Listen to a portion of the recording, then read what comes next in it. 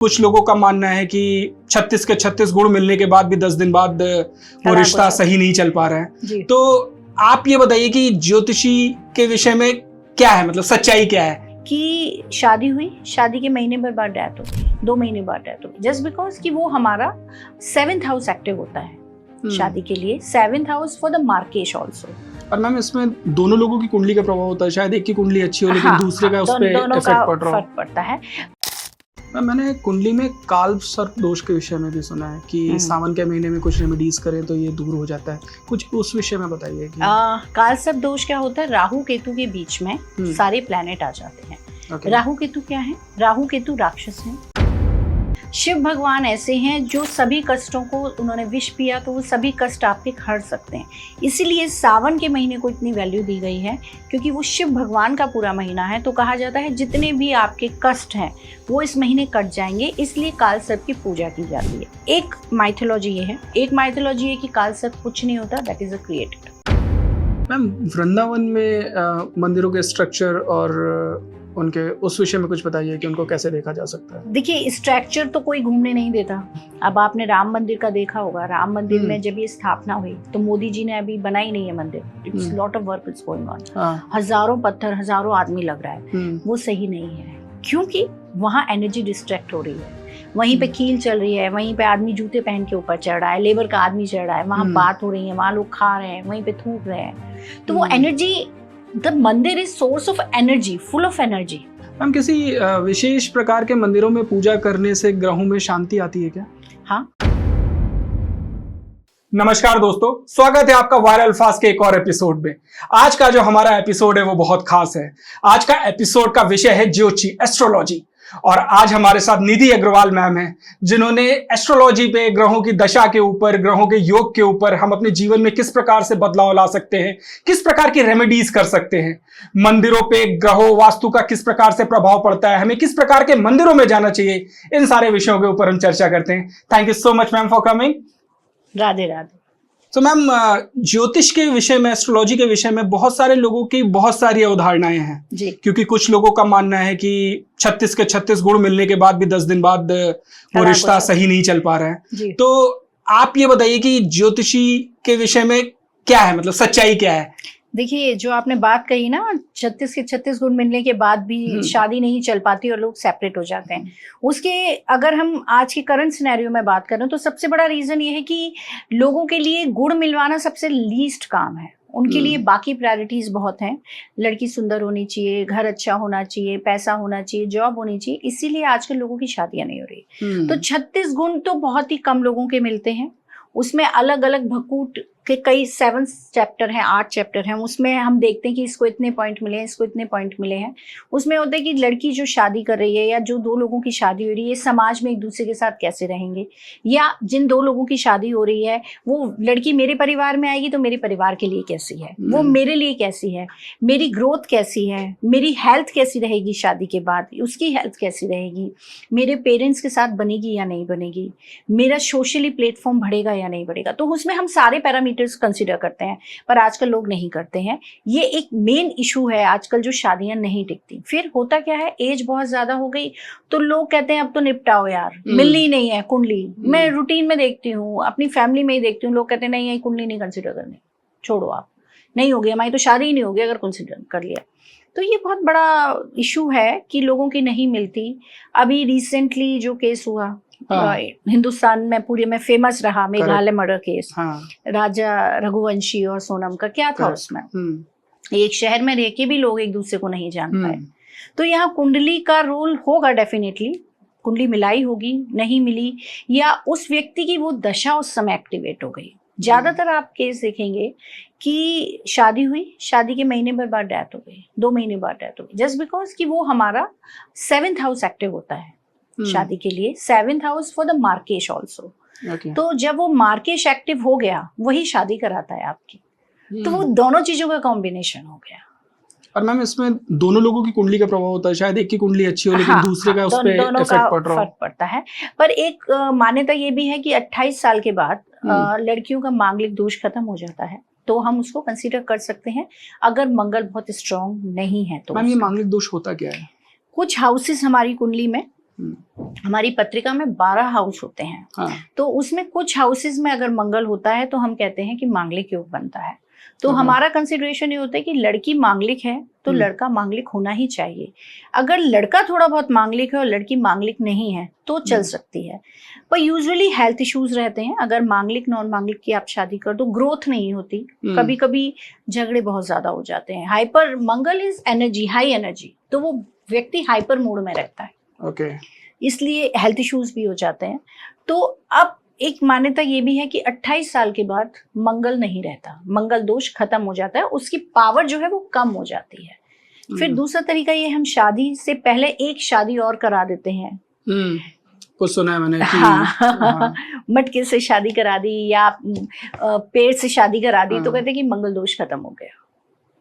तो वो भी चलता है, आजकल सब कुछ चलता है। लोग अपनी सुविधा के हिसाब से चीजें ट्रांसफॉर्म कर लेते हैं। हाँ मैम, आज के दौर में ऐसा हो गया है कि मतलब लोग अपनी आवश्यकता अनुसार उसका एक निवारण बना लेते हैं और मानसिक रूप से अपने को संतुष्ट पा लेते हैं कि हाँ ये निवारण मिल मैंने गया, कर लिया, ये हो गया, अब मुझे कोई प्रॉब्लम नहीं है। तो ma'am this is the only solution which we have कि मांगलिक में दूसरे से शादी करा दे तो मांगलिक दोष, इसके अलावा और कोई सोल्यूशन नहीं, मेन यही है। फिर मंगल की पूजा भी होती है। अगर लड़के का मंगल बहुत ही खराब है और लड़की का बहुत स्ट्रांग है तो अवॉइड करते हैं कि ना ही करें तो बेटर है। ओके। ओवरऑल चार्ट हम कंसीडर करते हैं उसमें। मैम ग्रहों की दशा और महादशा का क्या प्रभाव पड़ता है? देखिए, दशा हमारी 3 तरह की होती हैं जो हम जनरली कंसीडर करते हैं, महादशा, अंतरदशा, प्रत्यंतर दशा। ओके। महादशा का टर्म प्लैनेट के हिसाब से होता है, बड़ी लंबी होती है। अंतरदशा उसमें बहुत छोटा पार्ट और प्रत्यंतर दशा उसका भी छोटा पार्ट, राइट। तो आपकी दशाओं के हिसाब से जहां आपके प्लैनेट प्लेस्ड हैं आपकी पत्रिका में, वो अपना रोल प्ले करते हैं। उसी के हिसाब से आपकी लाइफ में इवेंट्स होते हैं, उसी के हिसाब से प्रॉब्लम्स आती हैं जो दशाएं आपकी होती हैं। क्योंकि प्लैनेट तो एक बार प्लेस्ड हो गए, वो तो बैठ गए, आप बस में बैठ गए। अब बस चलेगी तभी तो आप स्टॉप पर उतरोगे। तो दशाएं इज लाइक अ ड्राइवर, जो दशा आती जाएगी वो आपको अपना फल देती जाएगी। उस प्लैनेट के नक्षत्र आपको फल देते जाएंगे, वो इस हिसाब से चलता है। मैम मैंने कुछ लोगों में देखा है वो बहुत ज्यादा इसके ऊपर डिपेंडेंसी रखते हैं, कर्मों के ऊपर डिपेंडेंसी उनकी थोड़ी सी सेकेंडरी होती है और प्राइमरी वो इस पे डिपेंडेंसी रखते हैं। ये कहाँ तक सही, क्योंकि कर्म के आधार पे ही सारी चीजें इस समाज में उसमें चल रही हैं। तो मुझे लगता है कि जो लोग डेस्टिनी पे बहुत ज्यादा बिलीव करते हैं वो रोज पंडितों के पास घूमते हैं।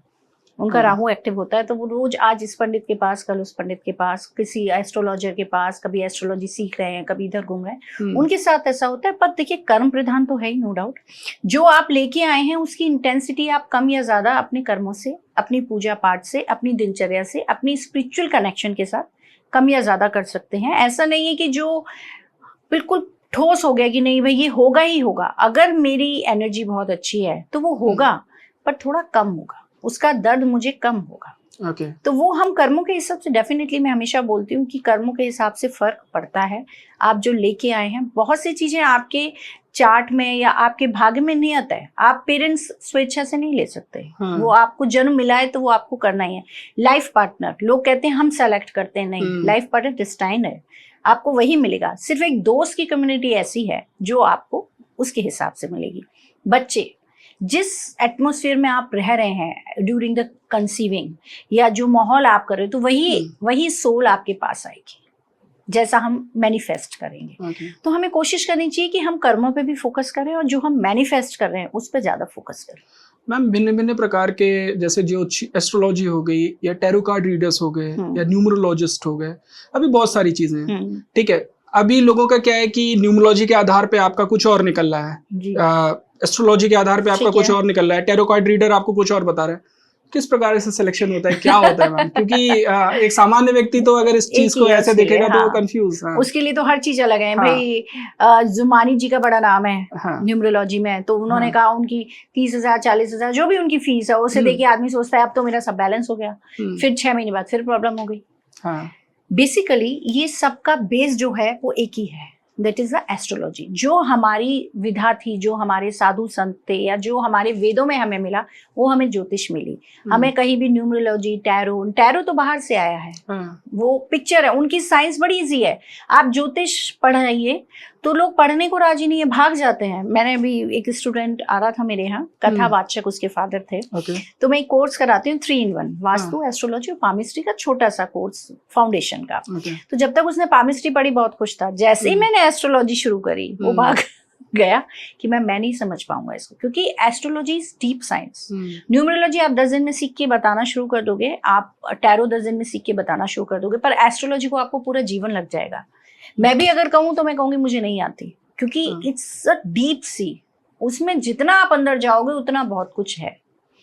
तो बेस इनका सबका एस्ट्रोलॉजी है। हम न्यूमरोलॉजी में भी प्लैनेट्स कंसीडर करते हैं, 1 to 9 डिजिट देखते हैं। तो हर प्लैनेट को एक एक नंबर असाइन है, जैसे 1 for Surya, moon for second, 3rd for Jupiter, 4th for Rahu, 5th for mercury, 6th for Venus, 7th for Ketu and 8th for Saturn and 9th for Mars. तो यहाँ भी ग्रह आ गए। टैरो में भी जो मैं पढ़ाती हूँ वो लोगों को एस्ट्रोलॉजी से कनेक्ट करके रेमेडीज देती हूँ, वास्तु से कनेक्ट करके रेमेडीज देती हूँ। वास्तु में भी आपके प्लैनेट्स हैं, तो जो कुछ है वो सब जो घूम रहा है, मतलब एक बेस तो वही है, उस पर कितना भी आप ट्रे के अंदर कितना भी सजा दो फैंसी, सेंस वही है। जो नंबर आपके डेस्टिनी ग्रिड में मिसिंग होगा, जो लूशो ग्रिड में मिसिंग होगा, वही नंबर हम बढ़ा देते हैं। तो वो आपका नंबर, आपने वो ग्रह एक्टिव कर दिया जो आपका ग्रह एक्टिव नहीं था। मान लीजिए किसी को प्रॉस्पेरिटी, लेविश लाइफ चाहिए, लग्जरी चाहिए, तो 6 नहीं है उसके बर्थ चार्ट में, बर्थ डिजिट में नहीं है, या उसकी नंबर की स्पेलिंग में नहीं है, तो हम 6 कोई ना कोई 6 का अल्फाबेट उसकी स्पेलिंग में बढ़ा देंगे, तो 6 बढ़ गया। तो उसकी लाइफ में वो आ जाएगा। पर होगा जब उसकी दशा आ रही होगी। अगर उसकी दशा नहीं आ रही होगी, वो बढ़वा ले तब भी कुछ नहीं होगा। तो मैम अंग्रेजी में जो होता है वो ग्रह अलग होते हैं, मतलब ग्रह तो सेम होते हैं लेकिन उनकी पोजीशनिंग अलग होती है। जैसे आप राशि अगर देखें तो अगर आप नंबरिंग के हिसाब से जाते हैं अंग्रेजी के हिसाब से, मतलब आप ये कहना चाह रहे हैं कि सोलर सिस्टम जो हम राशि पढ़ते हैं, हाँ, जैसे जेमिनी हो गई, एक्वेरियस हो गई, वो मंथ वाइज है, हाँ, और मैं जो बात कर रही हूँ वो डिफरेंट है। वो कॉन्सेप्ट बहुत लोगों को नहीं पता। बेसिकली 2 कॉन्सेप्ट चलते हैं हिंदू मैथोलॉजी में। चंद्रमा को बहुत वैल्यू दी गई है। चंद्रमा इज मून, मून मतलब हमारा मन, हमारी माँ। हमारे धर्म में माँ से ऊपर कुछ भी नहीं है, राइट। बच्चे की सबसे पहली आवाज उसकी माँ ही सुनती है। तो हमारी जो ज्योतिष, जो हमारी एस्ट्रोलॉजी मून बेस्ड है, हम मून पे काम करते हैं। मून का ट्रांजिट 2-2.25 दिन में हो जाता है, मतलब मून एक राशि से दूसरी राशि में 2 दिन में आ जाता है, 2.25 दिन में। जो वेस्टर्न एस्ट्रोलॉजी है वो सोलर पे काम करती है, सन पे। वो सन का जो ट्रांजिट है, एक हाउस से दूसरे हाउस में 1 मंथ लगता है। तो उन्होंने एक राशि को 1 महीना दिया है और हमने एक राशि को 2 घंटे दिए हैं। ये डिफरेंस है, और ये बहुत माइन्यूट डिफरेंस है, इसीलिए we are more accurate than western astrology. जो आप पढ़ते हैं, मान लीजिए आपका बर्थ दिसंबर में हुआ है, तो आपकी राशि कुछ अलग आ रही है, और मैं आपको आपकी पत्रिका देख के कुछ और बता रही हूँ, तो आपको मैडम मेरा तो ये नाम ही नहीं है। हम कंसीडर उसको करते हैं जिस राशि पर चंद्रमा बैठा है, उस राशि से बच्चे का नाम निकलता है। वो लोग कंसीडर करते हैं कि इस पूरे महीने में बच्चे जितने भी हुए हैं उनका नाम राशि ये आएगा, जो राशि के अल्फाबेट है वो उन पूरे महीने के बच्चों के उन पे रखेंगे। हम आपका नाम 2 घंटे की लग्न के हिसाब से रखेंगे, या 2.25 दिन के चंद्रमा के प्लेसमेंट के हिसाब से रखेंगे। मैं नाम आजकल लोग फैंसी रख लेते हैं क्योंकि सबको अपने आप को अट्रैक्टिव दिखना है। हाँ, तो मैम इसका क्या प्रभाव पड़ता है, क्योंकि नाम तो आपने वैसे नहीं रखा, आपने अपने उसके आधार पे नहीं रखा, ग्रहों के आधार पे नहीं रखा, तो इसका इम्पैक्ट पड़ता है? बिल्कुल पड़ता है। मैं हमेशा लोगों को कहती हूँ 2 नाम नहीं रखने चाहिए। आपके जो पंडित जी ने आपके जन्म समय पे जो चंद्रमा था, चंद्रमा जिस नक्षत्र में था, जिस पद पे था, उस पद पर नाम रखना चाहिए, क्योंकि वो आप भगवान से लेके आए हो, वो डेस्टिनी आपको भगवान ने गिफ्ट की है कि भाई ये नक्षत्र है, इस नक्षत्र के साथ आप पूरे जीवन चलना, आपको फायदा होगा। हम उसको छोड़ के फैंसी नाम रख लेते हैं, उस अक्षर को छोड़ के कुछ और नाम रख लेते हैं, 4-4, 5-5 नाम रख लेते हैं। इसका बहुत लाइव एग्जाम्पल हमारे यहाँ होता है शादी। जैसे लड़की की शादी के बाद उसका नाम ही पूरा आइडेंटिटी चेंज कर दी। तो मैं लोगों को कहती हूँ जिस नाम से आपने फेरे किए ना, उस नाम से उसे पूरा परिवार बुलाएगा। होता क्या है, मायके का नाम कुछ और है, यहाँ आके शादी में कुछ और करा दिया और बुलाया वही नाम आपने, तो वो उसकी एनर्जी डिस्टर्ब हो जाती है, उसकी आइडेंटिटी खत्म कर दिया आपने। तो आप सेम नाम रखो जिससे आपने फेरे कराए हैं, वही पूरा परिवार उसको बोलेगा। बहुत केसेस आते हैं मेरे पास कि मैडम एडजस्ट ही नहीं हो रही लड़की। कुंडली किसी और नाम से मिली है, हाँ, शादी के कार्ड में कोई और नाम है और बुला हम कोई और नाम बुला से हम किसी और नाम से हैं। तो वो उसकी आइडेंटिटी कंफ्यूजिंग हो गई ना। अवसरवादिता का चरम है ये, मतलब अपॉर्चुनिटिस्ट आप कितना बन सकते हो। बहुत ज्यादा, क्योंकि अलग अलग राशियां हो गई उसकी, हाँ। अलग अलग ग्रह हो गए, तो और मुश्किल हो इससे गया। कहीं ना कहीं तो प्रभाव पड़ता ही होगा जीवन शैली पे। डेफिनेटली बहुत फर्क पड़ता मैम, क्या कोई ऐसा नक्षत्र है या ग्रह योग है जो कि आपको बहुत भाग्यशाली बना देता है? बहुत योग हैं, राजयोग बहुत बनते हैं। अगर आपके पंच के योग बनते हैं, जैसे जुपिटर अपने हाउस में है, उच्चिका है, अच्छी प्लेसमेंट है, तो बहुत योग बनते हैं। पर योग बनना एक बहुत सफिशिएंट नहीं है, योग इम्प्लीमेंट होना बहुत सफिशिएंट है। ओके। जैसे मान लीजिए किसी के चार्ट में जुपिटर की पोजीशन बहुत अच्छी है, तो उस हिसाब से उसे बहुत कुछ मिलना चाहिए, पर उसको कुछ नहीं मिलता पूरी लाइफ। वो कहता है यार मेरे को तो मिला ही नहीं। मुझे सब पंडितों ने आज तक जीवन में कहा तुम्हारा जुपिटर उच्च का है, तुम्हारा जुपिटर बहुत अच्छा वेल प्लेस्ड है, और मुझे तो वो सुख ही नहीं मिला। रीजन बीइंग उसकी वो दशा ही नहीं आई। फिर इसमें एक चीज और प्ले करती है, नक्षत्रों से ग्रह चलते हैं। अगर वो नक्षत्र अच्छा है आपकी नवतारा में तो वो आपको फल देगा। अदरवाइज आप ये सोच के बैठे हो आउटर कवर में कि भाई जुपिटर मेरा बहुत अच्छा है, पर उसके अंदर जो नक्षत्र है वो नक्षत्र सही नहीं है, तो आपको नहीं देंगे। कई बहुत डीप साइंस है ये, इतना इजी नहीं है कि 10 दिन में लोग कह देते हैं कि हमने कर लिया या हो गया। मैं कह रही हूँ ना, मुझे कई साल हो गए, मुझे आज भी लगता है मुझे पढ़ना है, मुझे आज भी कहीं कुछ अच्छा लगता है तो मैं पढ़ना शुरू कर देती हूँ, क्लास ज्वाइन कर लेती हूँ, जस्ट बिकॉज कि आपको अपडेट करना बहुत ज़रूरी है खुद को। अभी रिसेंटली बहुत लोगों ने कहा कि इतने युद्ध होंगे, लोग खत्म हो जाएंगे, ये जुलाई तक का समय बहुत भारी है। तो people are created fear, unnecessary का टेरर, जिसकी जरूरत नहीं है। क्योंकि जब आपको व्यूज चाहिए तो आपको बोलना पड़ेगा, सत्य सुनने को कोई राजी नहीं है। सही बात ये है। मैंने राजयोग के विषय में बहुत सुना है, मतलब बहुत सारे लोगों से अपने बच्चे के लिए जब भी कुंडली कि इसका तो राजयोग है। वो राजयोग का क्या मतलब, ये राजयोग क्या होता है? राजयोग ये होता है कि अगर प्लैनेट अपनी ही राशि में हो, अच्छी पोजीशन में हो, अपने मित्र के साथ हो, यानी आप अपने दोस्त के साथ हैं तो आप कंफर्टेबल जोन में हैं, आप अपनी हाई पोजीशन पे हैं तो आप राजा हो गए, तो आप हाई पोजीशन पे हैं, तो वो कई सारे कॉम्बिनेशन बन के राजयोग बनाते हैं। तो पर अगर उसकी दशा आएगी तभी वो राजयोग भोग पाएगा, अदरवाइज नहीं मिलेगा उसको। उतना अच्छा नहीं मिलेगा, लाइफ लॉन्ग मिलेंगी चीजें, पर हाई पोजीशन वाली चीज नहीं आएगी जो हम एक्सपेक्ट मतलब आपको कर्म भी करने पड़ेंगे डेफिनेटली। अगर आप बैठ के सोच रहे हैं कि ये हो जाएगा तो नहीं होगा। ऐसा नहीं है कि आपको किसी ज्योतिषी ने बोल दिया कि आपका राजयोग है तो आप बैठ जाओ कि अरे मेरा तो राजयोग है, मेरे को कर्म की कोई आवश्यकता नहीं, कार्य की कोई आवश्यकता नहीं। ऐसा बिल्कुल नहीं है। जब तक आप कर्म नहीं करोगे, देखिए इसका मैं बहुत बड़ा एग्जांपल आपको देती हूँ। जब भगवान राम आए, वो मनुष्य योनि में आए, तो उन्होंने भी सारा प्रारब्ध भोगा। वो प्रभु थे, वो सीता जी को 1 सेकंड में ले आते, उनको थोड़ी ना देर लगती थी, या उनको वनवास जाना ही नहीं पड़ता। पर जब भी आप मनुष्य योनि में आते हो तो आप अपने कर्मों को काटने के लिए आते हो, उस प्रारब्ध को भोगने के लिए आते हो। किसी के कहने से ऐसा कभी भी नहीं होता कि वो चीजें आपको मिल जाएंगी बैठे बैठे। हाँ, किसी को उस चीज के लिए 100% एफर्ट मारना पड़ता है, आपको 50% मारना पड़ेगा, बस इतना ही डिफरेंस है। बिना एफर्ट के, बिना मेहनत के कभी भी कुछ नहीं मिलता। मैंने कुंडली में काल सर्प दोष के विषय में भी सुना है कि सावन के महीने में कुछ रेमेडीज करें तो ये दूर हो जाता है, कुछ उस विषय में बताइए कि काल सर्प दोष क्या होता है। राहु केतु के बीच में सारे प्लैनेट आ जाते हैं। राहु केतु क्या है? राहु केतु राक्षस है। जब समुद्र मंथन हुआ था तो वो आपको स्टोरी पता होगी, अमृत निकला था, तो विष्णु भगवान ने उनका सर काट दिया था। तो जितना उनके नीचे गया, ऊपर तक जितना था वो राहु है, नीचे वाला केतु है, तो सांप माना जाता है। इसके बीच में जितने प्लैनेट आ जाते हैं वो राहु केतु के माने जाते हैं।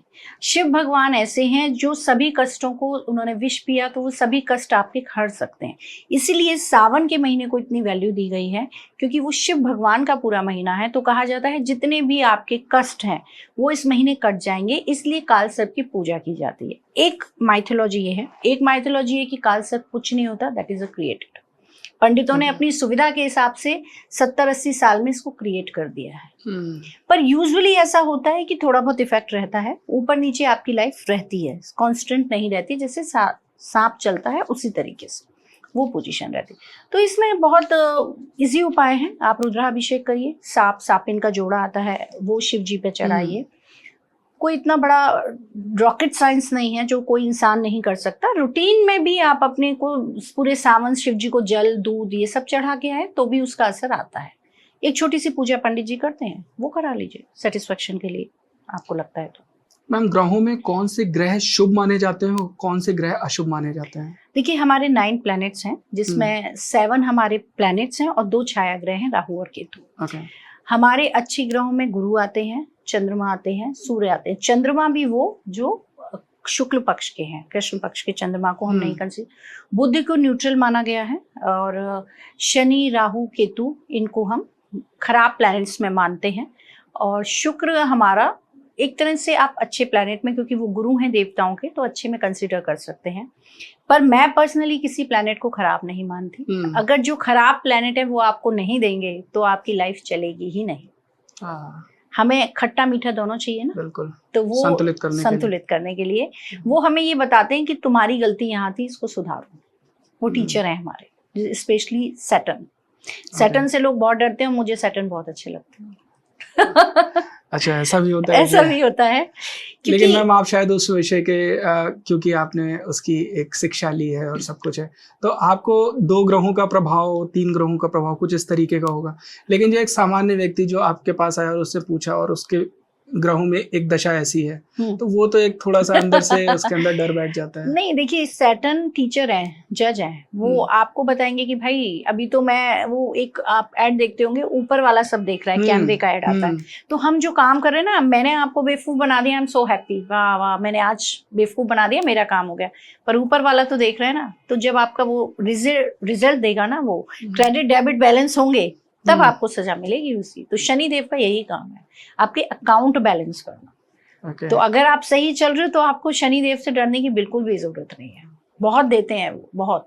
आप लेने वाले बनो। अभी मैम आपने बताया कि शनि, राहु, केतु ये सब, तो क्या ये एक दुर्भाग्य का कोई इसमें वो बनता है कि अगर ये किसी तरीके से प्रभाव डाल रहे हैं आपके कुंडली में, तो क्या कुछ बुरा होने वाला है या? नहीं, इसको हम ऐसे तो नहीं कहेंगे। हाँ, नो डाउट प्लैनेट्स का इफेक्ट आता है। आपको एक्सीडेंटल योग बनते हैं, सडन डेथ के योग बनते हैं, अगर आप ढंग से उसे कंज्यूम नहीं कर रहे हैं। सी, हम अपनी रूटीन लाइफ में वो काम कर रहे हैं, हमें पता नहीं, पर एकदम वो प्लैनेट हिट कर जाता है। हम तो अपनी रूटीन लाइफ में कर ही रहे थे, हमें आइडिया नहीं था, पर हम वो गलत कर रहे थे, हम अपनी बॉडी को हार्म कर रहे थे, या सडन एक्सीडेंट हो गए, उसमें किसी का कोई रोल नहीं होता। तो ये प्लैनेट्स की जब प्लेसमेंट गोचर में भी होती है और आपके चार्ट में भी वैसी है और दशा भी वैसी है, और जो आपका नव तारा में नक्षत्र आ रहा है वो भी वैसा आ रहा है, तो नो डाउट हिट करेगा आपको। मैम, अकस्मात आपने किसी घटना का भी जिक्र किया अभी रिसेंट में, शेफाली जरीवाला, और वो किसी पॉडकास्ट में भी गई थी, वहां पे भी पॉडकास्टर ने बोला था कि, तो क्या वो अकस्मात का क्या मैम कुछ कुंडली में कहीं हमको दिखता है कि अकस्मात मृत्यु होने वाली है या तुरंत आपको फेम मिलने वाला है, कुछ इस तरीके का? That is the 8th house, जो आपकी पत्रिका में 8वां घर होता है, वो आपको सडन गेन्स देता है, सडन डिस्प्यूट्स देता है। सडन जो वर्ड आ गया ना, वो वहीं से आता है। वहीं से ऑकल्ट साइंस आती है आपकी, क्योंकि वो सडन गेन है। हर किसी को ज्ञान नहीं होता जब तक उसके चार्ट में योग ना हो, ऑकल्ट साइंस का भी। तो वो उनका 8th हाउस एक्टिव हुआ होगा, 8th हाउस में कोई ना कोई प्लैनेटरी पोजीशन ऐसी बन रही होगी, दशा आ रही होगी। तो जिनके पॉडकास्ट में गई थी उन्होंने बता दिया होगा कि ये सडनली आपके साथ कुछ ऐसा होगा, फिर उनका लाइफस्टाइल ऐसा होगा। अगर उनका लाइफस्टाइल ऐसा नहीं होता तो वो इतना हिट नहीं करता, क्योंकि मैंने कहीं पढ़ा था कि she is taking some medicine और एंटी एजिंग और ये ना, तो वो आपके वो हिट कर गई आपको, उस समय आपकी दशा के साथ चली गई वो चीज, तो वो आपको नुकसान कर गया। मैम, शुक्र ग्रह का प्रभाव विवाह में, प्रेम योग में पड़ता है? डेफिनेटली, शुक्र ग्रह है इसीलिए the female started from 15 to 40-45 तक, दैट इज वीनस। एक अलग अट्रैक्शन है। शुक्र क्या है? सुंदरता है, अट्रैक्शन है। आपको सडनली कहीं किसी से अट्रैक्शन हो गया, दैट इज शुक्र। साथ में जो राहु और उसके साथ मिल गया तो वो डबल हो गया। तो वीनस लग्जरी देता है आपको कंफर्ट जोन देता है, और आजकल तो हर कोई शुक्र की ही बात करता है। तो शुक्र आपको बहुत कुछ देता है, क्योंकि शुक्र देव जो हैं वो राक्षसों के देवता हैं, वो ज्ञान के भी देवता है। पर बात यह है कि आप किस तरीके से उनसे क्या ले रहे हैं। हर प्लेनेट हर चीज देता है, तो बात यह कि आप उससे ले क्या रहे हो, आपके ऊपर डिपेंड करती है। शुक्र बहुत अच्छा प्लेनेट है, अगर उसे ढंग से कंज्यूम किया जाए। ढंग से कंज्यूम का क्या मतलब है? मतलब ये है कि आप अपने घर में लग्जरी मांग रहे हो, आप पैसा मांग रहे हो, और साथ में आपके घर की लक्ष्मी, शुक्र, लक्ष्मी होती है आपकी वाइफ, आप उसको टॉर्चर कर रहे हो, तो शुक्र कभी भी नहीं आएगा। ओके। जब हम शादी करते हैं बच्चों की तो कहते हैं लक्ष्मी घर लेके आए, बहू को जब लाते हैं that is Lakshmi. Lakshmi is Venus.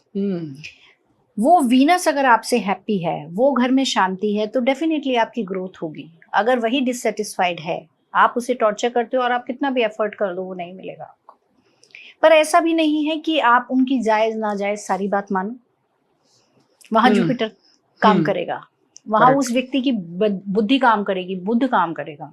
तो कई प्लैनेट्स के कॉम्बिनेशन से ही आप अच्छा जीवन जीते हो। अगर मैं आपको सिर्फ शुक्र शुक्र बोल दूं, आपको बहुत पैसा दे दूं और आपकी लाइफ में सुख शांति ना हो, आप क्या करोगे? हजारों बीमारियां हैं आपको, कोई सेटिस्फेक्शन नहीं है लाइफ में, दुखी दुख है, कोई पार्टनर नहीं, क्या करोगे पैसे का? किसके साथ भोगोगे? तो शुक्र अकेला कभी भी कुछ नहीं करता। जब तक हमारे घर में सब चीजें बैलेंस नहीं होंगी तब तक हम अच्छी लाइफ जी ही नहीं सकते। पुरुषों के लिए भी कोई ग्रह है मैम? क्योंकि नहीं, पुरुषों के लिए ही सारे ग्रह हैं। क्योंकि you are the earning partner. आप ही धन लेके आते हो, तो जुपिटर हो गए आप मंगल हो गए आप में एनर्जी है, तो वो एनर्जी ही कंज्यूम करके वीनस आगे चलता है। ओके। जुपिटर आपको ज्ञान देता है, आपको बौद्धिकता देता है, आपको प्रोस्पेरिटी अलग तरीके से देता है, समाज में नाम देता है। भाई सेलिब्रिटीज हैं, इनके नाम वीनस से भी है। पर जुपिटर वाले लोगों का सम्मान अलग है, शुक्र वालों का सम्मान अलग। हर किसी का अपना फेम है। ये आपको सन बहुत फेम देता है, सन प्लैनेट ही फेम का है। जो एडमिनिस्ट्रेशन में लोग हैं वो सन के गवर्न है सारे। तो हर प्लैनेट हर चीज देता है, ऐसा नहीं कि एक प्लैनेट ही सब देता है। मैम मैं रिसेंटली आपके विषय में देख रहा था, तो अभी आपने रिसेंट में मंदिरों के ऊपर बहुत सारी चीज़ें, प्राचीन मंदिर जितने भी थे हमारे, वास्तु के आधार पे आपने उनका कुछ आकलन किया, तो क्या है वो, कुछ उस विषय में बताइए हमें। देखिए, मैं एज अ एस्ट्रोलॉजर, जैसे आप जानते हैं कि मैं एस्ट्रोलॉजर हूँ, तो मुझे लगता है सबसे पहले ना आपको अपने ऊपर काम करना चाहिए। तो मेरी दशा इस तरीके की आ रही थी कि मुझे इसे कंज्यूम करना था, जुपिटर और केतु। तो मुझे ये था कि मंदिरों में जाओ, या तो आप उस हाउस को या उस दशा को आप कंज्यूम कर लो, वरना वो आपको परेशान करेगी। तो मैंने मंदिरों में जाना शुरू किया। मंदिरों के वीडियोज, वहाँ के हजारों लोग रोज दर्शन करते हैं। बिहारी जी में लाखों आदमी रोज दर्शन करता है, पर उसे पता नहीं वो क्यों आ रहा है, बस आ रहा है। क्या एनर्जी लेके आ रहा है, क्या इच्छा लेके आ रहा है, क्या एनर्जी यहाँ से लेके जानी है, उसके बारे में मैं वहाँ के प्रमुख संत जो हैं, पंडित हैं, उनसे बात करती हूँ, उस एनर्जी को समझती हूँ। फिर उस एनर्जी पे मैं वीडियोस बनाती हूँ कि यहाँ पर वास्तु कैसे कनेक्ट कर रहा है, या ये जो मंदिर जिस चीज़ के लिए फेमस है ये वाकई में वास्तु से कनेक्ट करती है वो चीज़। फिर उसको ज्योतिष से कनेक्ट करके ज्योतिष की रेमेडी उसमें बताती हूँ। तो मतलब हम ये कह सकते हैं कि हर एक व्यक्ति के लिए एक अलग मंदिर, उसकी ग्रहों के आधार पे वो वहाँ जा सकते, उसकी प्रॉब्लम के आधार, ग्रहों के आधार पे भी, उसकी प्रॉब्लम के आधार पे। जैसे मैं आपको एग्जांपल दूं कात्यायनी मंदिर का। शक्तिपीठ में आता है हमारा कात्यायनी मंदिर, वृंदावन वाला। तो वहां पे क्या है, सती जब हुई थी माता, तो उनके केश गिरे थे। जब केश गिरे थे, तो आप अगर कात्यायनी मंदिर जाएं तो वहां जो प्रतिमा है बहुत छोटी सी है देवी की, नीचे उन्होंने महिषासुर को लिटा रखा है और बहुत लंबे केश दिखाए हैं उनके। वहां की क्या खासियत है, जब मैंने बात की, मैं भी हजारों बार गई हूँ, कभी देखा ही नहीं उसको उस नजरिए से। गए, हाथ जोड़े, भाई शक्तिपीठ है, हम आ गए। हजारों लोग ऐसे ही जाते हैं। मुझे वहां पता चला जाके कि ये मंदिर इसलिए भी ज्यादा फेमस है क्योंकि यहाँ पर जिन लड़कियों की शादी नहीं हो रही हो या जिनकी मैरिड लाइफ अच्छी नहीं हो, उन्हें आना चाहिए। ये वहाँ के पंडित जी से मुझे पता चला। दूसरी बात, जब मैंने एस्ट्रोलॉजिकली तो ही समझ लिया, जब मैंने उससे वास्तु से कनेक्ट किया तो सीरियसली वो 7th हाउस कनेक्ट करता था।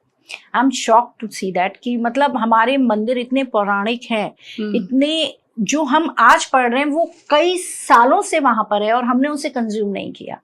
हम सिर्फ जाते हैं, वहां से हमें एनर्जी लेके आनी है, वो हम नहीं लेके आते। हम बस वहां जाते हैं, फोन निकालते हैं, सेल्फी लेते हैं और आ जाते हैं, बस अच्छा भगवान जी नमस्ते, बस। पर हम किस भाव से जा रहे हैं वो हमें नहीं पता। तो मेरा पर्पस ये है कि लोगों को ये बताया जाए कि ये मंदिर इसलिए है, आप इस भाव से आओ, इसकी एनर्जी को कंज्यूम करो जिसलिए आप आ रहे हो। धक्के खाने मत आओ, धक्के देने मत आओ, पर उस एनर्जी को कंज्यूम करो, उस फील से आओ। मैम ये बहुत इंटरेस्टिंग है। मतलब मंदिरों की मैम आकृति के आधार पे भी कुछ होता है क्या? हाँ, हम वो देखते हैं कि मंदिर जो मूर्ति है, जो प्रतिमा है, वो किस तरफ फेस करके है, मंदिर की एंट्रेंस क्या है। सी, अगर किसी मंदिर की एंट्रेंस मान लीजिए हमारी 12th है, 12th जोन में आती है, 12th हाउस को कनेक्ट करती है, क्योंकि मैं अलग तरीके से वास्तु करती हूँ, मैं डेस्टिनी गिफ्टेड पे वास्तु करती हूँ, वो मुझे बहुत ऑथेंटिक लगता है कंपैरेटिवली और वास्तु से। तो वहां पर जो लोग आएंगे ना, वो बीमारी को लेके आएंगे, दुख दर्द अपना लेके आएंगे, परेशानी लेके आएंगे, कर्जा लेके आएंगे। वहां जो लोग आएंगे उनको हेल्थ इश्यूज ज्यादा होंगी। तो जिस फेज में हमारी एंट्री है वहां पर उसी तरीके के लोग परेशानी लेके आएंगे। और जो प्रतिमा है, जिस फेस को वो है, वो उसका सोल्यूशन है। अगर आप उस प्रॉब्लम को लेके आ रहे हैं, मान लीजिए आप 12th की एंट्री है, आप उसको लेके आ रहे हैं, और प्रतिमा का मुंह आपके 5th हाउस को है, तो प्रतिमा तो दे रही है कि आप शादी के लिए आओ यहाँ, मैं आपको शादी की समस्या लेके आओ तो सोल्यूशन दूंगी। तो ये अंतर है। पढ़ाई की समस्या लेके आओ तो मैं आपको सोल्यूशन दूंगी। मैम, वृंदावन में मंदिरों के स्ट्रक्चर और उनके उस विषय में कुछ बताइए कि उनको कैसे देखा जा सकता है। देखिए, स्ट्रक्चर तो कोई घूमने नहीं देता पूरा टू मच। हम शूट करते हैं पूरा उसका आउटर इनर शूट, बड़ी परमिशन लेनी पड़ती है। शूट करने के बाद, अभी मैं जन्मभूमि गई थी, वहां मुझे इतनी परमिशन लेनी पड़ी, उसके बाद भी 2 पुलिसमैन मेरे साथ रहे कि हम क्या शूट कर रहे हैं। तो उनके स्ट्रक्चर वास्तु के हिसाब से हैं बहुत हद तक, क्योंकि हमारी वास्तु संस्कृति में, हमारी इंडियन कल्चर में ये है कि भाई north should be open, north and east open होना चाहिए, हमारे देवता वही होने चाहिए, साउथ हाइट होना चाहिए, वाटर जो है हमारा नॉर्थ और ईस्ट में होना चाहिए। तो वो चीजें उन्होंने कंसिडर करके बताए हैं। फुल ऑफ एनर्जी का सोर्स एक ही होता है जहां पर वो प्रतिमा है।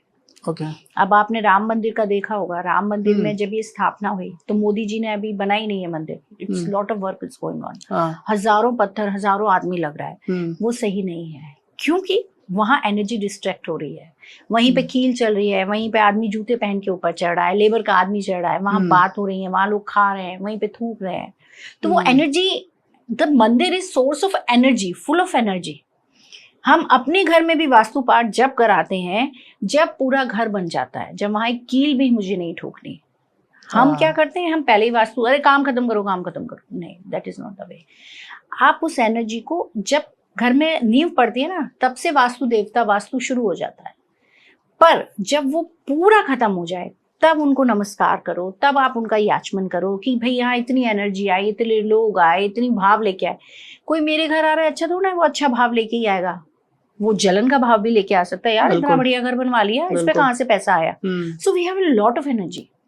तो मतलब आपका कहना है कि अगर मंदिर है तो वहाँ पे कंस्ट्रक्शन वर्क नहीं होना चाहिए, नहीं होना चाहिए। आप पूरी एनर्जी डिस्टर्ब हो रही है वहाँ की। ओके, वो सिर्फ एक चुनावी एजेंडा हो सकता है, पर वो मंदिर वाली एनर्जी नहीं है। आप क्रिएट करें, हाँ, उस राम प्रतिमा में, उस प्रतिमा में, उस विग्रह में चार्ज होगा, पर उसको आने में, लोगों को फील होने में समय लगेगा। जैसे अगर हम साउथ के टेम्पल जाते हैं, you feel a different energy, बहुत अलग एनर्जी है। अगर आप कभी तिरुपति जाएं, मैं तिरुपति जाती रहती हूँ, वहाँ एनर्जी बहुत डिफरेंट है। इतना बड़ा प्रांगण है, इतना बड़ा प्रांगण है, इतने बड़े बड़े साउथ के टेम्पल्स में बिल्कुल वास्तु के हिसाब से बने हुए। आप अंदर जाते हैं तो सिर्फ प्रभु दिखते ही नहीं है, आपको छोटे छोटे दियों की लाइट है, वहां आज भी छोटे छोटे दिए जलते हैं, उन्हीं की रोशनी से आपको प्रतिमा दिखती है। तो वो एनर्जी बड़ी वहां बैठ के ही आपको अलग फील आएगा, आपको नॉर्थ के टेम्पल्स में वो नहीं आता। मैम, जब ये पहले मंदिर बने थे तो इतनी चीजों का ध्यान रखा गया था उस वक्त? बहुत ध्यान रख के बनाया जाता था। पहले लोग हमसे ज्यादा विद्वान थे। हमारे साउथ के टेम्पल क्यों अच्छे हैं? जस्ट बिकॉज कि जब हमारे देश में बाहर से लोग आए, जैसे मुगल्स आए, मोहम्मडन्स आए, तो उन्होंने सारे मंदिर डिस्ट्रॉय कर दिए। तो हमारा जो कल्चर है नॉर्थ का, वो मिक्स्ड है, हमें कुछ मिला, कुछ नहीं मिला। हमारे वेद पुराण ग्रंथ जो भी थे वो खत्म हो गए, मूर्तियां थी वो खत्म हो गई, तो हम लोगों ने रिकलेक्ट करके उसको शुरू किया है। साउथ तक वो पहुंचे नहीं थे। तो वहां की जो कल्चर है, वहां की जो संस्कृति है, वो बिल्कुल सेम है। वहां शादी का विधान हो, पूजा का विधान हो, दैट इज टोटली डिफरेंट। उनका मंत्र उच्चारण हो, मंदिर जिस स्पेस पे बने हुए हैं, रामेश्वरम जाए, बहुत सुंदर मंदिर है। बिल्कुल आप बीच में खड़े हो जाइए, मैं आपको फोटो दिखाऊंगी, मैं गई हुई हूँ। बिल्कुल एक लाइन में पिलर्स है, इतना बड़ा कॉरिडोर है, और बिल्कुल एक लाइन में। गवर्नमेंट ने नहीं बनाया, वो पहले का ही बना हुआ है। पूरे काले पत्थर के है, पूरे पत्थर, इतनी ठंडक है। तो वो आर्किटेक्ट जो वहाँ के हैं, जो जिस तरीके से वो बनाया हुआ है, वास्तु को भी कंसिडर किया है उन्होंने और कंफर्ट को भी कंसिडर किया है। बहुत सुंदर मंदिर है। मैम, बांके बिहारी मंदिर के विषय में कुछ बताइए, कि क्योंकि हम सभी लोगों का वहाँ से बहुत जुड़ाव है, ठाकुर जी से बहुत जुड़ाव है। आजकल तो बांके बिहारी जी वैसे भी बहुत हॉट टॉपिक है कॉरिडोर के चक्कर में, क्योंकि हम ब्रज को क्यों अच्छा मानते हैं, या वृंदावन कुंज गली, जो छोटी छोटी गलियां हैं, कहते हैं कि यहाँ प्रभु खेलते थे। वृंदावन में प्रभु बहुत छोटी उम्र तक रहे, राधा रानी और कृष्ण वहां बहुत छोटी उम्र तक 10-11 साल तक वो खेले, उनकी लीलाएं हैं, सारी लीला है। और जितने भी वृंदावन में लोग हैं वो उनके सखी हैं, सखी की तरह प्रेम करते हैं। तो वृंदावन का जो फेम है, वो जिस जोन में आते हैं मंदिर, वो फेम वाले जोन में आता है। कोई भी व्यक्ति फेम चाहता है तो वो वहां जाएगा, उसे फेम मिलेगा। वहां कष्ट नहीं इतने कटेंगे जितना आपका नाम होगा। आज भी बहुत सी दुकानें ऐसी हैं जिनकी दिल्ली की, जिनकी चाबियां वहां की चौखट छूती हैं और फिर सुबह खुलती हैं हर रोज। तो वो दुकानें बहुत बड़ी बड़ी हैं, दे गॉट द फेम। आपको यश नाम चाहिए तो आप जाएं। मूर्ति की अलग खासियत है। आज तक इतने लोग गए हैं, उन्होंने किसी ने ऑब्जर्व नहीं किया होगा कि ये मूर्ति, ये प्रतिमा क्या है। लोग जाते हैं, बिहारी जी बस आ गए। उस प्रतिमा की खासियत है, उसमें राधा कृष्ण दोनों हैं। ब्रज में ज्यादातर प्रतिमाओं में दोनों का ही स्वरूप है, जो दिखता नहीं है। वहां पर आधा श्रृंगार मेल होता है, आधा फीमेल होता है। बहुत वास्ट मंदिर है। उन लोगों का कहना है कि हम अपनी कुंज गलियां नहीं खत्म करना चाहते। हमारा फील वृंदावन की जो गलियों का है वो खत्म हो जाएगा। जो दर्शनार्थी आता है वो कुंज गली देखने आता है, विदेश से जो आदमी आता है उसको पतली पतली गलियां देखनी है, उसको बिहारी जी की प्रतिमा में कुछ समझ नहीं आता, पर उसको ये प्रांगण देखना है। तो वो बात भी ठीक है, उस कल्चर को हमें मेंटेन रखना चाहिए। कॉरिडोर के चक्कर में हम उसको भी खत्म कर रहे हैं, तो वो भी थोड़ा सा सही नहीं है। देखिए गवर्नमेंट क्या डिसाइड करती है, वो शायद असुविधा के तौर पे या कुछ थोड़ा सा एक रश बहुत हो गया, बहुत हो जाता है, बहुत रश हो गया। मैम प्रेम मंदिर है वहाँ पे जी, प्रेम मंदिर के विषय में, क्योंकि वृंदावन की बात हो रही है तो मैं चाहता हूँ कि प्रेम मंदिर के विषय में भी आप कुछ। प्रेम मंदिर बहुत फेमस मंदिर है, दैट्स क्रिएटेड। मुझे जो लगता है वहाँ, मैं 2 बार गई हूँ, मुझे फील नहीं आया। एक मंदिर वाला फील आता है। देखिए जब आप कहीं जाते हैं ना, प्रतिमा को देखते हैं तो आप उससे कनेक्ट हो जाते हैं। हमारी हिंदू संस्कृति में क्या है, वी आर इमोशनल पीपल। हम किसी का दर्द नहीं देख सकते, तो हम जैसे ही प्रतिमा को देखते हैं वो एनर्जी हमें खींचती है। हम मोहित हो जाते हैं। वहां कोई प्रतिमा ही नहीं है, वहां क्रिएटेड प्रतिमा है, वो कृपालु महाराज जी ने अपना बनाया है, तो उसको हाइप कर दिया है। वहां मंदिर वाला फील मुझे तो नहीं आता।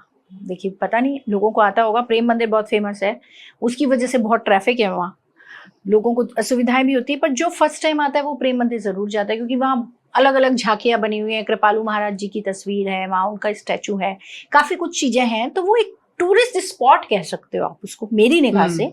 वो मंदिर वाला फील उसमें नहीं है, वो एनर्जी नहीं है उसमें। आप जितने पुराने मंदिर में जाओ, आप राधा रानी जाओ बरसाने, आपको एक अलग फील आएगा। वो एनर्जी आपको अट्रैक्ट करती है, आपका मन करता है कि 10 मिनट में यहाँ बैठ जाऊं।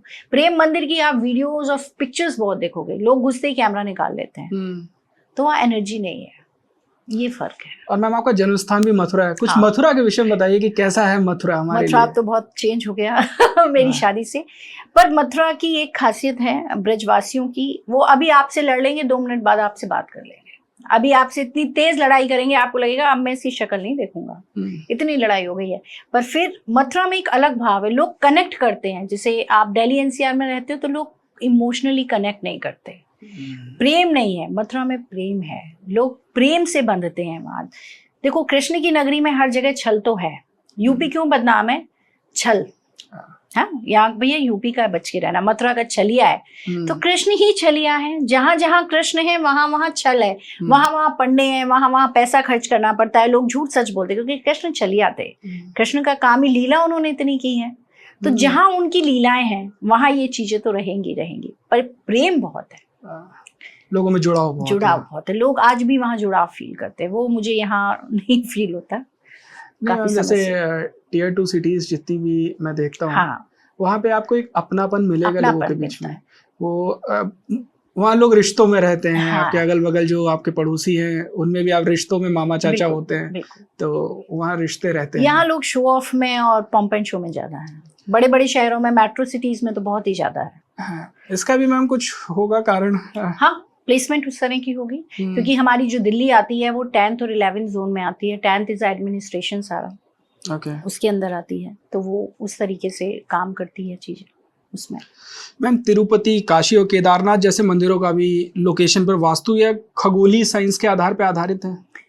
देखिए कैलाश, ये जो आप केदारनाथ कह रहे हैं, ये नॉर्थ हो गया, ऊपर टॉप बिल्कुल। वैसे कहते हैं नॉर्थ में पहाड़ नहीं होने चाहिए, अच्छा, हाइट नहीं होनी चाहिए, ओके, नॉर्थ में बहुत ज्यादा डाउन होना चाहिए। तो ये तो प्रभु की लीला है, वहां पर वो विराजमान है। आप देखिए देवियां जितनी भी हैं हमारी, सब पहाड़ों पर है। कोई भी एनर्जी वाली चीज आपको इजी गोइंग नहीं मिलेगी। जहाँ सोर्स ऑफ एनर्जी है वहां टफ होगा। अमरनाथ आप जाए, कितनी टफ यात्रा है, क्योंकि वहां सोर्स ऑफ एनर्जी है। कैलाश मानसरोवर जाए, हार्डेस्ट जर्नी है वो, धर्म के नाम पर हार्डेस्ट तीर्थ स्थान है वो, तो वहां पर एनर्जी, सोर्स ऑफ एनर्जी है। अगर आपको उस एनर्जी से मिलना है, आपको किसी बड़े आदमी से मिलना है, तो मेहनत तो करनी पड़ेगी, जुगाड़ तो लगानी पड़ेगी। ऐसे आप पीएम से मिलने ऐसे ही घुस के नहीं चले जाओ, क्योंकि that is a super power. तो जो भी ये मंदिर है, that is a super power. Tirupati में 6-6 घंटे की लाइन है, और ताज्जुब की बात मैंने ये देखी, कॉन्टिन्यूअस लोग वहां भगवान का नाम लेते हैं, नारे, मतलब वो आवाजें ही लगती रहती है, मंत्र ही बहुत चलता है, एक अलग ही फील है। मतलब उस तिरुपति में जो, जहां हम जाके रुकते हैं, वो पूरा एक गांव कितना नीट एंड क्लीन है, कितना तिरुपति मंदिर जहाँ है वो पूरा एरिया इतना साफ सुथरा, इतना क्लियर कट रास्ता है, सीधा आपको चलना है, टर्न आएगा तभी आप मुड़ोगे। ये नहीं आपने उसे क्रॉस किया और आगे चले गए, वो सिस्टम ही नहीं है। तो यहाँ की एनर्जी से अगर आपको इंटरेक्ट करना है तो आपको मेहनत करनी पड़ेगी। मैम, किसी विशेष प्रकार के मंदिरों में पूजा करने से ग्रहों में शांति आती है क्या? हाँ, बहुत से नवग्रह पर हैं, जिसे हमारे साउथ की तरफ मेरा नेक्स्ट टारगेट है, आंध्रा की तरफ, इधर की तरफ ना हमारे 27 नक्षत्रों के मंदिर हैं, राइट। साथ साथ उधर नवग्रहों के भी मंदिर हैं। South is culturally very rich. तो अगर किसी को उस पर्टिकुलर नक्षत्र से प्रॉब्लम है तो उस मंदिर में जाके पूजा करनी चाहिए। यहाँ नॉर्थ में भी बने हुए हैं, नवग्रह मंदिर बने हुए हैं, शनि मंदिर बने हुए हैं, उनकी एनर्जी उसी तरीके से काम करती है। अगर आप वहां जाके उसका उपाय करें तो फर्क पड़ता है, नो डाउट। जैसे मैंने अभी आपको कात्यायनी मंदिर का बताया एक एग्जाम्पल, वहां जाके आप, शादी नहीं हो रही, वहां जाके भगवान के आगे, माता रानी के आगे अपनी अर्जी रखो, अपनी बात कहो कि मेरी शादी नहीं हो रही, मेरी शादी हो जाए, तो वो हर एनर्जी उसी तरीके से काम करती है। तो नवग्रहों में नवग्रह प्लैनेट काम करते हैं, नक्षत्र में उस प्लैनेट का नक्षत्र, आपका जो जन्म नक्षत्र है, आप उससे कुछ चाहते हैं तो वो काम करता है। तो एनर्जीज हैं ये सारी। तो मतलब जैसे नवग्रह मंदिर हो गए या शनि मंदिर हो गए, इस प्रकार के मंदिरों में आप बिल्कुल अगर पूजा अर्चना करने जाएं तो आपके ग्रहों में शांति आती है। एग्जैक्टली, हमारे उपाय यही है। हाँ। आज से 10 साल पहले आप सुनेंगे किसी भी पंडित का आपके पास हो, या आपके पेरेंट्स ने कभी सिखाया हो, तो उन्होंने यही बोला होगा, इसकी पूजा कर लो, इसकी पूजा कर लो, ये जाप करा लो, हवन करा लो। कोई ये नहीं बोलता था कि ये चढ़ा दो, ये पहन लो, इससे तुरंत हो जाएगा। नहीं, पायल पहन लो, टीका लगा लो, नहीं, सिस्टम है, समय लगता है, एक दिन में कोई चीज नहीं बनती।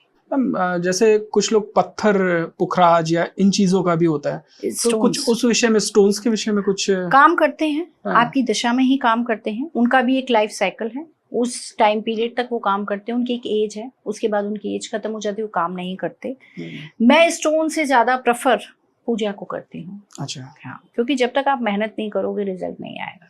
जैसे चंद्रमा के विषय में रेमेडी दी जाती है कि मोती आप पहन लो, वो मोती पहन लें या चांदी धारण करें। हाँ।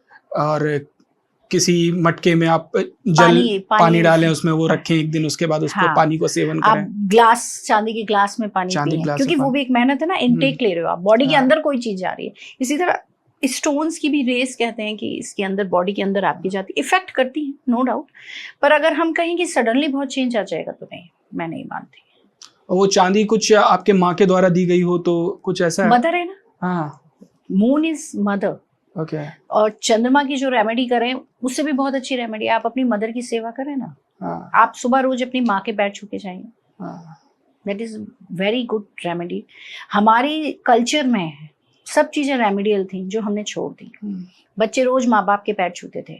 Mother is moon, sun is father, सूर्य चंद्रमा बैलेंस हो गए। अब हम उनके उपाय करते घूमते। ये मटेरियलिस्टिक चीजों की तरफ कैसे चले गए उपाय सारे? क्योंकि चीजें चेंज हो गई, लोगों को कमर्शियल एंगल समझ आ गया। ज्योतिष कभी कमर्शियल था ही नहीं। लोगों की फीस 2-2, 4-4 लाख रुपए हो गई। वास्तु की फीस 10-10 लाख रुपए हो गई, जो कभी नहीं थी।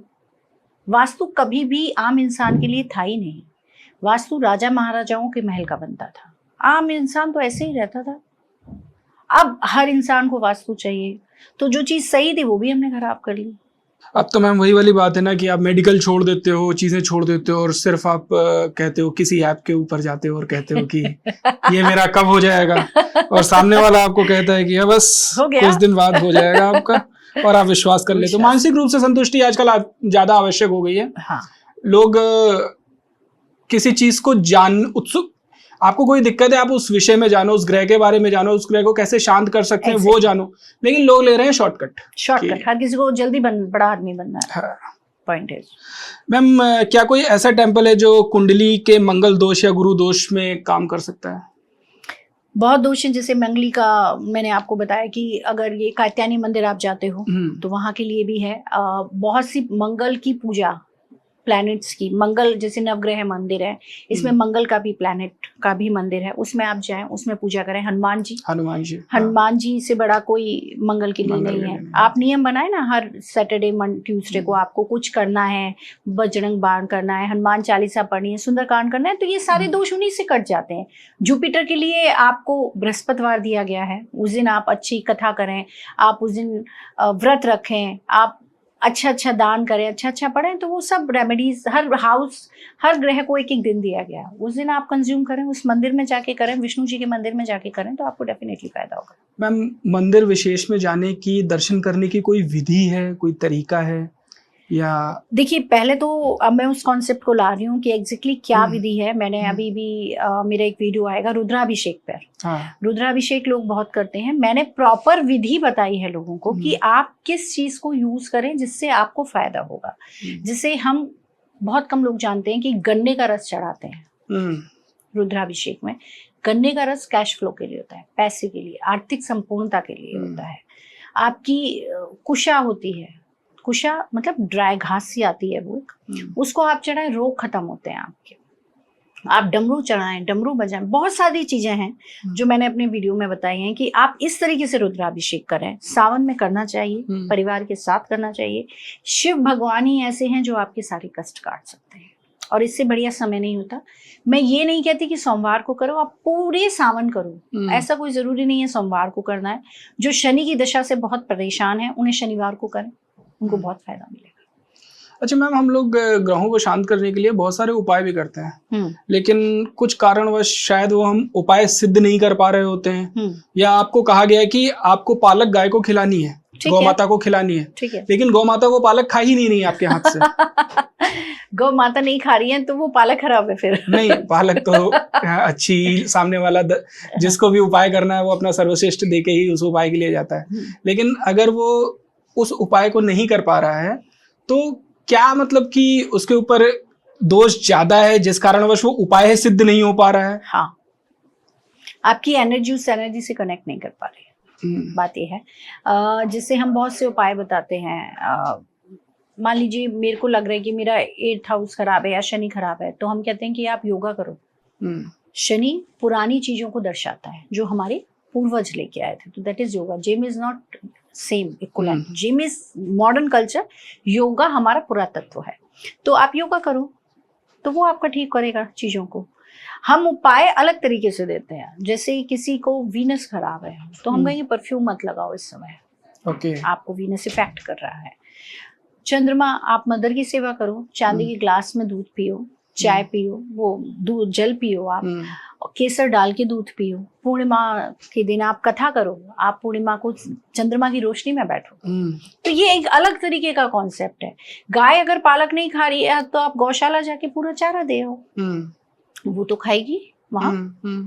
हम उस गाय को चारा खिला रहे हैं जो पूरे दिन पॉलिथीन खाती है, उसको आदत ही वो हो गई है, तो वो चीजें डिस्ट्रैक्ट हो गई। आप देखिए कबूतर को लोग दाना खिलाते हैं, कबूतर खाते हैं, वो भी एक रेमेडी है। भोजन देना बहुत बड़ी रेमेडी है। हाँ। किसी भी जीव को सेवा करना, इसीलिए अब ये मुहिम चली हुई है कि स्ट्रीट डॉग्स पे काम करो। हाँ। जानवरों के ऊपर काम करो, उन्हें पानी पिलाओ। तो ये एक सेवा है।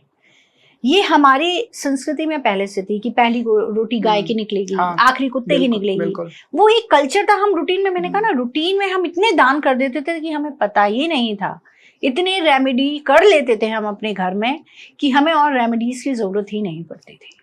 मैम मंदिरों में घंटी होती है, ध्वनि होती है, मंत्रोच्चार हो रहा होता है और आपको एक अलग प्रकार की गंध आ रही होती है या खुशबू आ रही होती है, तो क्या ये सारी चीज़ें एक बैलेंसिंग टूल हैं कुछ? ये बैलेंसिंग टूल है।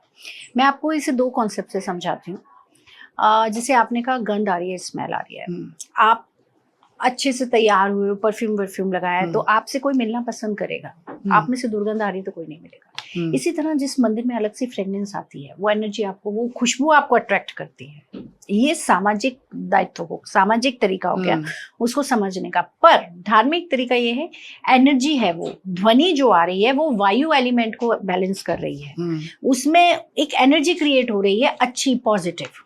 इसलिए ये घंटा ध्वनि भगवान को सुनाई जाती है कि बाकी एटमॉस्फेयर में भी वो आवाज जाए और ऑरा जो एनर्जी क्रिएट हो रही है वो अच्छी एनर्जी क्रिएट हो। तो मंदिरों में हर कार्य अलग तरीके से होता है और वो एक एनर्जी सोर्स होता है, जिससे लोगों पर पॉजिटिव इफेक्ट है। फिर दूसरी बात, हम मंदिर जब भी जाते हैं, हम कोई परेशानी लेके जाते हैं, तो उनको बजा के वो जो एनर्जी हम लेके आए हैं उसको डाइवर्टेड करते हैं, एक अच्छी एनर्जी क्रिएट करते हैं।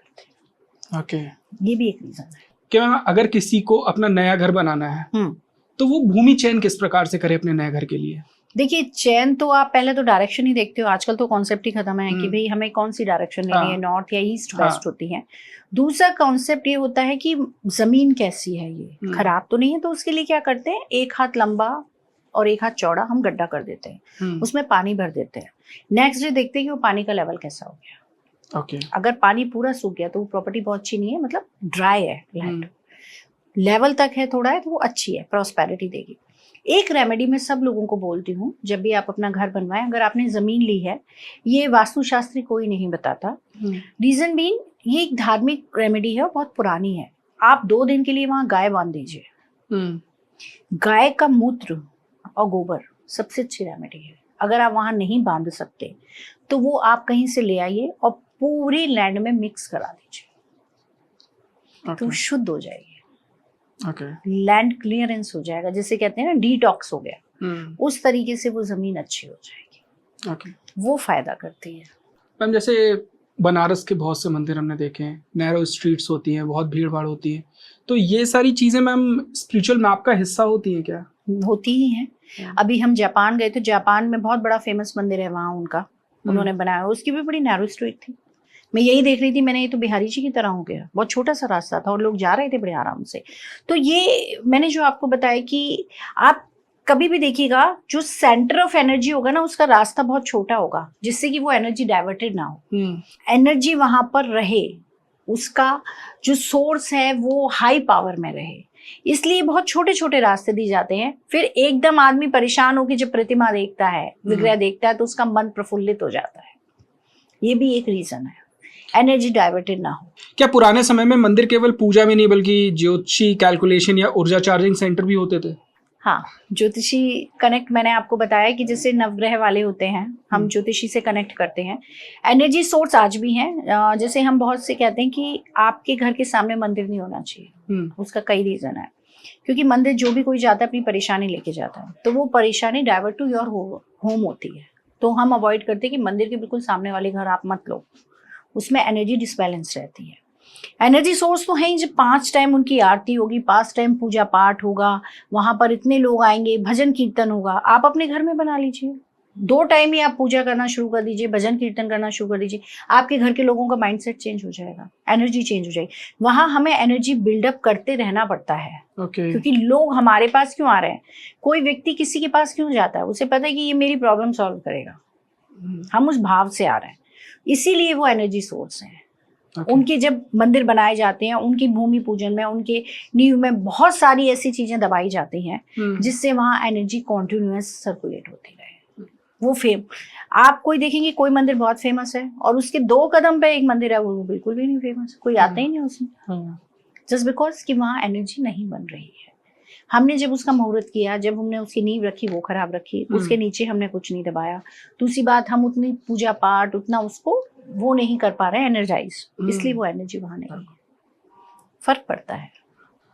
सो मैम, हमारे जीवन में हम चीजों में कभी कभार फंस जाते हैं, तो हम लेट गो कैसे करके आगे बढ़ सकते हैं? किस प्रकार के मंदिरों में हमें जाना चाहिए? कुछ उस विषय में हमारे दर्शकों को बताइए। हाँ, मैंने भी अभी इन्वेंट किया है राधा रानी बरसाना। बरसाने में ऊपर जाके एक मंदिर है जहाँ हम गाड़ी पार करते हैं, उससे थोड़ा सा ऊपर दानगढ़, लोग वहां जाते नहीं है। वहां पे कृष्ण भगवान ने अपनी बांसुरी त्यागी थी। बांसुरी त्यागने मतलब अपना मोह खत्म करना, वहां से प्रेम छोड़ दिया उन्होंने। तो अगर आप किसी चीज में बहुत फंसे हुए हैं, किसी रिश्ते में बहुत फंसे हुए हैं, या बहुत से लोग कहते हैं हमारा डिवोर्स ही नहीं हो रहा, हम परेशान हैं, तो आप उस मंदिर में जाएं, वहां पर लेट गो करें, मतलब भगवान से प्रार्थना करें और बांसुरी एक दान दे आए और कृष्ण भगवान से कहें, वहां पे कृष्ण राधा दोनों हैं, कि प्रभु जैसे आपने अपना मोह यहाँ खत्म किया, ऐसी मुझे सद्बुद्धि दीजिए कि मैं ये अपना मोह खत्म कर सकूं। क्योंकि जब तक हम उस एनर्जी के साथ मैनिफेस्ट नहीं करेंगे, वो काम नहीं करेंगे। सिर्फ जाके रखने से नहीं होगा, आपको अपनी बात बोलनी पड़ेगी। जब बच्चा अपनी माता से बोलता है तभी वो भी उसे भोजन देती है, राइट? तो जब तक हम प्रभु से बोलेंगे नहीं कि मैं इस पर्पज से आया हूँ, ये आपने किया था, आप महान थे, मुझे भी थोड़ी सी शक्ति दीजिए जो मैं इसको कर पाऊँ। तो वहां जिसको भी इशू है उस मंदिर में जाए। दानगढ़ का मंदिर है राधा रानी के ऊपर। वहां आप किसी रिलेशन में फंसे हुए हैं या कोई चीज आपसे छूट नहीं रही, कोई नशा है किसी तरीके का, आपको लगता है मैं छोड़ दूं पर आप नहीं कर पा रहे, वहां जाए। लोग बालाजी के भी मंदिर में जाते हैं और चीजें क्विट करके आते हैं। हाँ, बहुत मंदिर है। ऐसा नहीं है। मैं तो अभी मथुरा वृंदावन के ट्रैक पे हूँ, तो मैं वही बता सकती हूँ आपको। और मैम, अभी हमारी बात हो रही थी संतान प्राप्ति अगर किसी दंपति को करनी है तो वो किस प्रकार के मंदिरों में जाए, किस प्रकार की पूजा करे? देखिए, इसके लिए आपको नॉर्थ से साउथ जाना पड़ेगा। रामेश्वर जो है, अगर आप रामेश्वर का टेम्पल विजिट करें, वहाँ इतने टेम्पल है, हर टेम्पल है वहाँ। एक टेम्पल है जिसमें आपको शादी करनी है, उसके लिए है। एक वहाँ मैंने गणेश जी देखे थे, दैट इज फेमस फॉर संतान प्राप्ति। वो गणेश जी की प्रतिमा की खासियत ये है कि जिनके संतान नहीं होती, वहां आके वो कपल प्रार्थना करे तो उनको संतान प्राप्ति होती है। ओके। वहाँ एक छोटी सी पूजा भी होती है, अगर आप वो कराएं तो भी अच्छा है। आशा करते हैं हमारे दर्शकों के लिए ये सारी चीजें फायदेमंद हैं। मैम, आज के दौर में जो हमारा समाज में हम देखते हैं कि भिन्न भिन्न प्रकार की दिक्कतें चल रही, फीमेल्स को अगर रिस्पेक्ट ना मिल रही हो तो किस प्रकार की चीजें कर सकते हैं, किस प्रकार के मंदिरों में हम पूजा अर्चना कर सकते हैं? अगर किसी फीमेल को रिस्पेक्ट नहीं मिल रही या उसको लगता है मेरे हस्बैंड मेरी वैल्यू नहीं करते, तो एक मान मंदिर है, बरसाने में ही है वो भी। उसके पीछे भी कहानी है कि राधा जी को मनाया था कृष्ण भगवान ने आके वहाँ। उसके दर्शन आप करें, उससे आपको एक कनेक्ट फील होगा, और हस्बैंड वाइफ दोनों जाके करें तो और भी अच्छा है, जिससे आपको एक फील आएगा। और वहां जाके मांगे, जैसे मैंने बोला, मैनिफेस्ट आप नहीं करोगे तो नहीं होगा। करेक्ट। आप मैनिफेस्ट करें और अपने हस्बैंड के साथ जाएं और कहें कि मुझे ये इतना आत्मसम्मान, मेरा सम्मान बनाए, मेरी वैल्यू करें, तो वो मंदिर आपको देगा डेफिनेटली। वो एनर्जी आपके साथ कनेक्ट होगी ही। मैम, अंतिम प्रश्न, कोई ऐसा नक्षत्र है या ग्रह योग है जो इंसान को भाग्यशाली बना देता है? ऐसे ही आपने राजयोग के लिए पूछा था।